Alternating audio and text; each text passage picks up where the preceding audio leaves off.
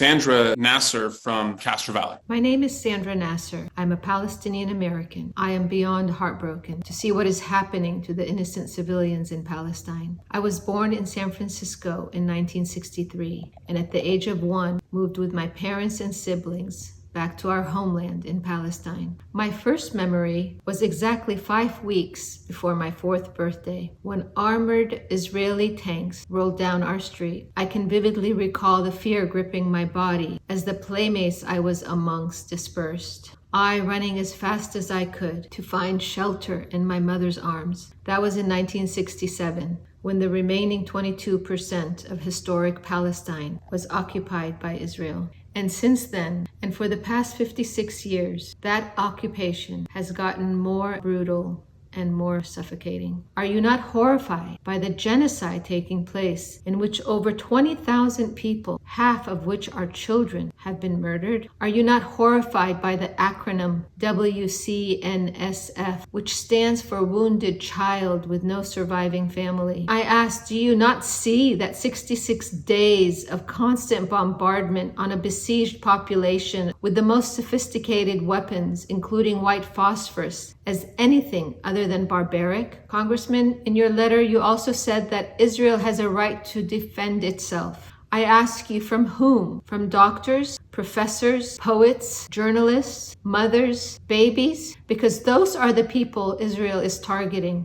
And if they are lucky enough to survive and be transported to hospital, that is no consolation, as hospitals are being ruthlessly attacked as well. It's an outrage that our government, with support of most of our representatives, including you, stand with what I call the rabid government of Israel. Other officials, both Israeli and American, have called for the annihilation of Gaza. Our politicians have lost the respect of the world because they are guilty of being complicit for the atrocities being perpetrated on the Palestinian civilians. How shameful that we belong to the only country in the world that has once again vetoed another UN resolution simply calling for a ceasefire. Congressman Swalwell, in your reply, you have also said, and I quote, "Innocent Gazan Palestinians are as worthy of our empathy and support as an Israeli family on the other side of the security perimeter." My question to you is, how do you expect us to believe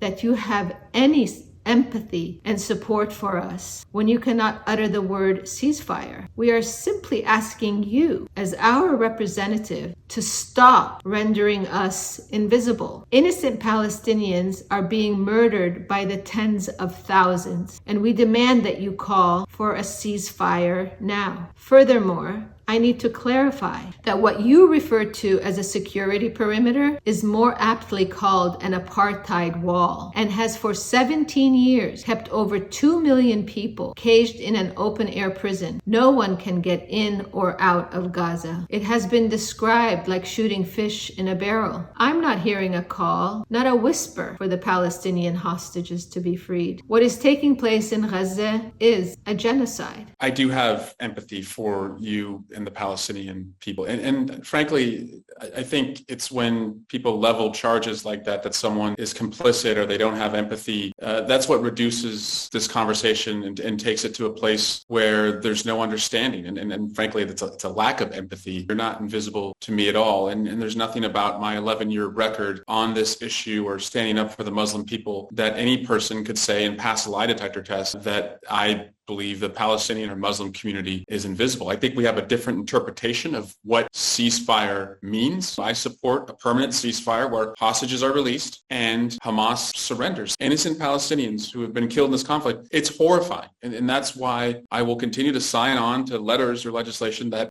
go at that issue. But it's also horrifying to me that mothers are in captivity right now and held by Hamas. Anyone on that side wants to also know, do you believe that Hamas should return those hostages? And yes, Israel has a right to defend itself. It does not have a right to target innocent Palestinians. And when I say there's complexity in this issue, to me, as a 8-year member of the Intelligence Committee, a member of the Homeland Security Committee, and just somebody who reads the newspaper, there's no question that Hamas has embedded itself into civilian populations. That doesn't mean you don't have an obligation as Israel to protect against the loss of innocent life, but it certainly makes it more complex as you try and go after an actor like Hamas. And so I want a permanent ceasefire, but I want hostages returned and I want Hamas to surrender. I'm pro-Palestinian and anti-Hamas.